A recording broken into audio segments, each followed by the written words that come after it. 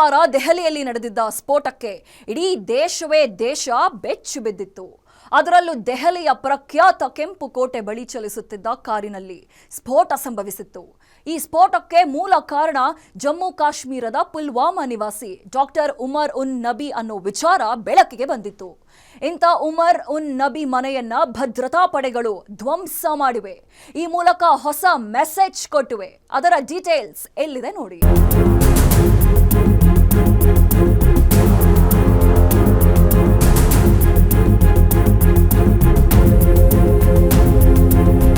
ಹೀಗೆ ಅವಶೇಷಗಳಂತೆ ಉಳಿದು ಹೋಗಿರೋ ಮನೆಗೆ ಕಾರಣವಾಗಿರೋ ಚಂಡಮಾರುತವೂ ಅಲ್ಲ, ಭೂಕಂಪವೂ ಅಲ್ಲ, ಅಥವಾ ಬೇರಾವುದೇ ನೈಸರ್ಗಿಕ ವಿಕೋಪವೂ ಅಲ್ಲ. ಇದಕ್ಕೆ ಕಾರಣ ದೆಹಲಿಯಲ್ಲಿ ಸೋಮವಾರ ಸಂಜೆ ಕಾರಿನಲ್ಲಿ ನಡೆದಿದ್ದ ಸ್ಫೋಟ. ನೀವು ಕೇಳಿಸಿಕೊಳ್ತಿರೋದು, ನೋಡ್ತಿರೋದು ಎರಡೂ ನಿಜವೇ. ದೆಹಲಿಯಲ್ಲಿ ನಡೆದ ಕಾರಿನಲ್ಲಿ ಸ್ಫೋಟಕ್ಕೆ ಪ್ರತಿಕಾರವಾಗಿ ಈ ಕ್ರಮ ಕೈಗೊಳ್ಳಲಾಗಿದೆ. ಈ ಮೂಲಕ ಎಚ್ಚರಿಕೆ ಸಂದೇಶವನ್ನ ಭದ್ರತಾ ಪಡೆಗಳು ರವಾನಿಸಿವೆ.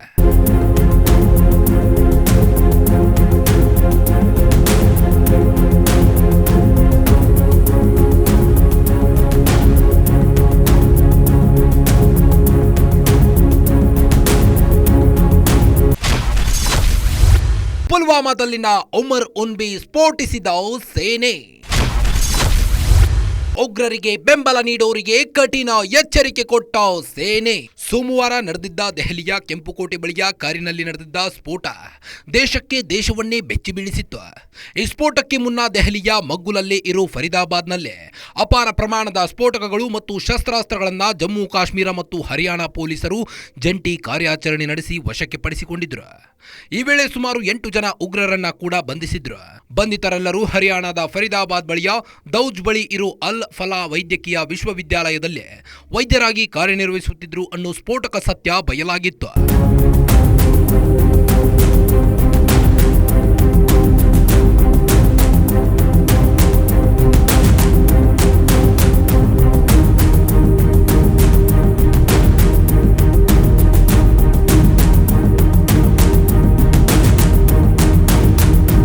ಫರೀದಾಬಾದ್ನಲ್ಲಿ ಜಮ್ಮು ಕಾಶ್ಮೀರ ಮತ್ತು ಹರಿಯಾಣ ಪೊಲೀಸರ ಜಂಟಿ ಕಾರ್ಯಾಚರಣೆಯಲ್ಲಿ ಬಂಧಿತರಾಗಿದ್ದ ವೈದ್ಯರಲ್ಲಿ ಒಬ್ಬ ವೈದ್ಯ ಮಿಸ್ ಆಗಿದ್ದ.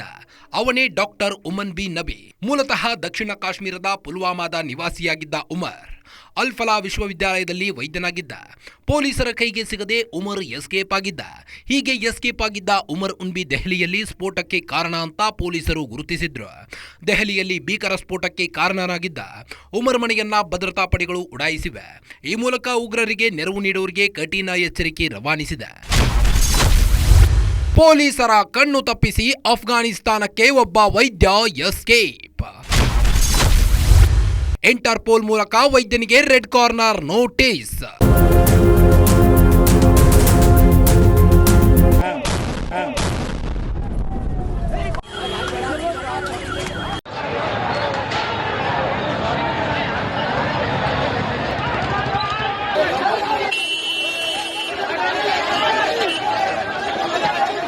ಜಮ್ಮು ಕಾಶ್ಮೀರ ಮತ್ತು ಹರಿಯಾಣ ಪೊಲೀಸರು ನಡೆಸಿದ್ದ ದಾಳಿ ವೇಳೆ 2 ವೈದ್ಯರು ಎಸ್ಕೇಪ್ ಆಗಿದ್ರು.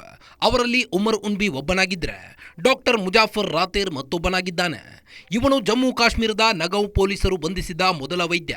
ಡಾಕ್ಟರ್ ಆದಿಲ್ ಅಹ್ಮದ್ ರಾತೇರ್ ಸಹೋದರನಾಗಿದ್ದಾನೆ. ಇವನು ಮೂಲತಃ ದಕ್ಷಿಣ ಕಾಶ್ಮೀರದ ಕಾಂಚಿಗುಂಡ್ ಮೂಲದವನು. ಜೊತೆಗೆ ಅಲ್ ಫಲಾ ವಿಶ್ವವಿದ್ಯಾಲಯದಲ್ಲಿ ಕೆಲಸ ಮಾಡಿಕೊಂಡಿದ್ದ. ಒಂದು ಮೂಲದ ಪ್ರಕಾರ ಮುಜಾಫರ್ ರಾತೇರ್ ಆಗಸ್ಟ್ನಲ್ಲಿಯೇ ಅಫ್ಘಾನಿಸ್ತಾನಕ್ಕೆ ತೆರಳಿದ್ದು ಅಲ್ಲಿ ತಲೆಮರೆಸಿಕೊಂಡಿದ್ದಾನೆ ಅಂತ ಹೇಳಲಾಗ್ತಿದೆ. ಹೀಗಾಗಿ ಜಮ್ಮು ಕಾಶ್ಮೀರ ಪೊಲೀಸರು ಇಂಟರ್ಪೋಲ್ ಮೂಲಕ ರೆಡ್ ಕಾರ್ನರ್ ನೋಟಿಸ್ ನೀಡಿ ಹೊರಡಿಸಿ ಅವರ ಬಂಧನಕ್ಕೆ ಬಲೆ ಬೀಸಿದ್ದಾರೆ.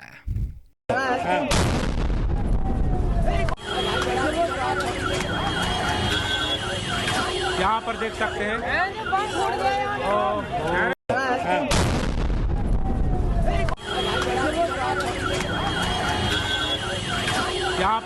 हैं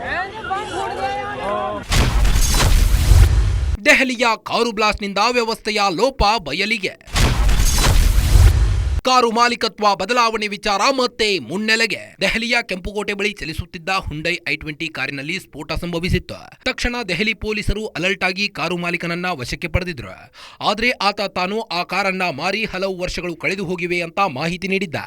ಆತ ಕಾರನ್ನ ಮಾರಿದ್ದ ಬಳಿಕ ಅದನ್ನ ಮೂವರು ಕೊಂಡುಕೊಂಡಿದ್ರು ಅನ್ನೋದು ಬೆಳಕಿಗೆ ಬಂದಿತ್ತು. ಕೊನೆಯದಾಗಿ ಪುಲ್ವಾಮಾ ನಿವಾಸಿ ನದೀಮ್ ಅನ್ನೋನು ಕಾರು ಕೊಂಡುಕೊಂಡಿದ್ದ ಅಂತ ಗೊತ್ತಾಗಿತ್ತು. ದೆಹಲಿಯಲ್ಲಿ ಕಾರು ಬ್ಲಾಸ್ಟ್ ಆದ ಬಳಿಕ ವ್ಯವಸ್ಥೆಯ ಈ ಲೋಪ ಮತ್ತೆ ಮುನ್ನೆಲೆಗೆ ಬಂದಿದೆ. ಕಾರು ಮಾರಾಟದ ಬಳಿಕ ಮಾಲೀಕತ್ವ ಬದಲಾವಣೆ ವಿಚಾರದಲ್ಲಿ ಆಗ್ತಿರೋ ಅನಗತ್ಯ ವಿಳಂಬದ ಕುರಿತು ಕಾರು ಡೀಲರ್ಗಳು ಬೇಸರ ವ್ಯಕ್ತಪಡಿಸಿದ್ದಾರೆ. 3000 ಕೆಜಿಯಷ್ಟು ಸ್ಫೋಟಕ ವಶಪಡಿಸಿಕೊಂಡಿದ್ದಕ್ಕೆ ಬ್ಲಾಸ್ಟ್.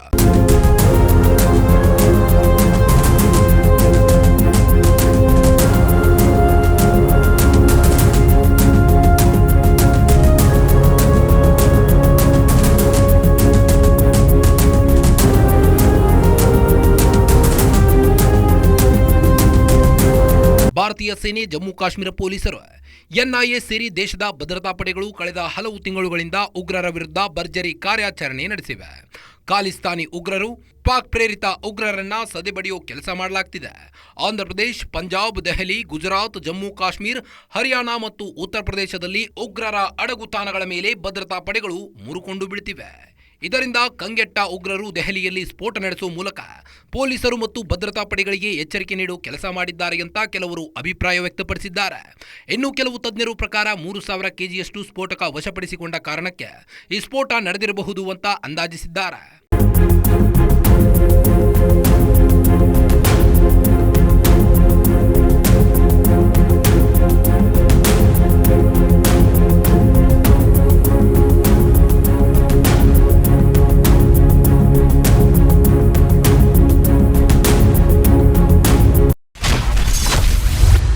ಉತ್ತರ ಪ್ರದೇಶದಲ್ಲೂ ಇದ್ದಾರೆ ಅಲ್-ಫಲಾ ವಿಶ್ವವಿದ್ಯಾಲಯದ ವೈದ್ಯರು. ಸ್ಫೋಟಕಗಳ ಪತ್ತೆ ಸಂಬಂಧ ಇನ್ನು 3 ವಶಕ್ಕೆ. ಅಲ್-ಫಲಾ ವಿಶ್ವವಿದ್ಯಾಲಯದ ವೈದ್ಯರ ಜಾಲ ದೇಶಾದ್ಯಂತ ಹರಡಿರೋ ಶಂಕೆ ವ್ಯಕ್ತವಾಗಿದೆ. ಅಲ್-ಫಲಾದಲ್ಲಿ ಓದಿರೋ ಕಾಶ್ಮೀರ ಮೂಲದ ವೈದ್ಯ ವಿದ್ಯಾರ್ಥಿಗಳು ದೇಶದ ವಿವಿಧೆಡೆ ಆಸ್ಪತ್ರೆಗಳಲ್ಲಿ ಕಾರ್ಯನಿರ್ವಹಿಸುತ್ತಿದ್ದಾರೆ. ಇವರು ಫರೀದಾಬಾದ್ನಲ್ಲಿ ಸ್ಫೋಟಕ ಸಂಗ್ರಹಿಸಿದ್ದ ಪ್ರಮುಖ ಆರೋಪಿ ಡಾಕ್ಟರ್ ಮುಜಾಮಿಲ್ ಶಕೀಲ್, ಡಾಕ್ಟರ್ ಶಾಯಿನ್ ಶಹೀದ್ ಜೊತೆ ನಿಕಟ ಸಂಬಂಧ ಹೊಂದಿದ್ರು ಅನ್ನೋದು ತನಿಖೆಯಲ್ಲಿ ಬೆಳಕಿಗೆ ಬಂದಿದೆ. ಹೀಗಾಗಿ ಉತ್ತರ ಪ್ರದೇಶ ಹಾಪುರ್ ಮತ್ತು ಕಾನ್ಪುರದಲ್ಲೇ ದೆಹಲಿ ಮತ್ತು ಜಮ್ಮು ಕಾಶ್ಮೀರ ಪೊಲೀಸರು ಜಂಟಿ ಕಾರ್ಯಾಚರಣೆ ನಡೆಸಿ ಮತ್ತೆ 3ರನ್ನ ವಶಕ್ಕೆ ಪಡೆದಿದ್ದಾರೆ. ವಶಕ್ಕೆ ಪಡೆದಿರುವುದನ್ನ ಡಾಕ್ಟರ್ ಮೊಹಮ್ಮದ್ ಆರಿಫ್ ಮೀರ್, ಡಾಕ್ಟರ್ ಫಾರೂಕ್ ಅಹ್ಮದ್ ದಾರ್, ಡಾಕ್ಟರ್ ಫರ್ವೇಜ್ ಅನ್ಸಾರಿ ಅಂತ ಗುರುತಿಸಲಾಗಿದೆ. ಇನ್ನು ಹಲವರನ್ನ ಪೊಲೀಸರು ವಶಕ್ಕೆ ಪಡೆಯುವ ಸಾಧ್ಯತೆ ಇದೆ. ದೆಹಲಿ ಬ್ಲಾಸ್ಟ್ ಸಮರ್ಥಿಸಿಕೊಂಡು ಜಾಲತಾಣಗಳಲ್ಲಿ ಪೋಸ್ಟ್.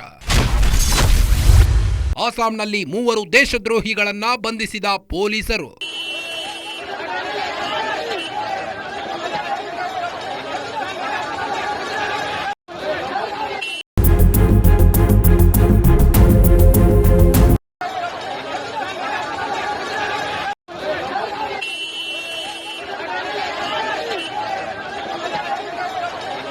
ದುಶ್ಮನ್ ಕಿದರ್ ಹೇ ಅಂದ್ರೆ ಬಗಲ್ ಮೇ ಹೈ ಅನ್ನೋ ಗಾದೆ ಇದೆ.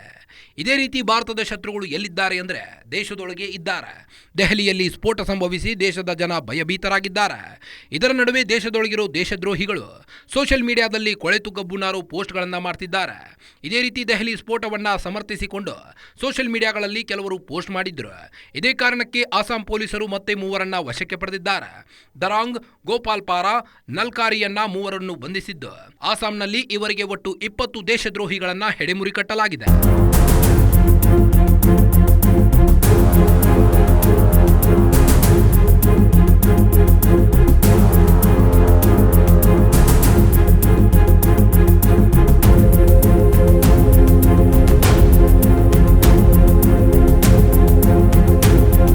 ದೆಹಲಿಯಲ್ಲಿ ಸ್ಫೋಟಕ್ಕೆ ಕಾರಣನಾದ ವೈದ್ಯನ ಮನೆಯನ್ನ ಉಡಾಯಿಸೋ ಮೂಲಕ ಉಗ್ರರಿಗೆ ನೆರವು ನೀಡೋರಿಗೆ ಎಚ್ಚರಿಕೆ ನೀಡೋ ಕೆಲಸವನ್ನ ಭದ್ರತಾ ಪಡೆಗಳು ಮಾಡಿವೆ. ಇನ್ನು ಮುಂದಾದರೂ ಉಗ್ರರ ಪೋಷಕರು ಎಚ್ಚೆತ್ತುಕೊಳ್ತಾರಾ? ಭಾರತದ ವಿರುದ್ಧ ಪರೋಕ್ಷ ಯುದ್ಧ ಮಾಡೋದನ್ನ ನಿಲ್ಲಿಸ್ತಾರಾ ಅಂತ ಕಾದು ನೋಡಬೇಕಾಗಿದೆ. ಇದಾಗಿತ್ತು ಈ ಹೊತ್ತಿನ ವಿಶೇಷ. ನೋಡ್ತಾ ಇರಿ, ಇದು ಗ್ಯಾರಂಟಿ ನ್ಯೂಸ್. ಸುದ್ದಿ ಖಚಿತ, ನ್ಯಾಯ ನಿಶ್ಚಿತ.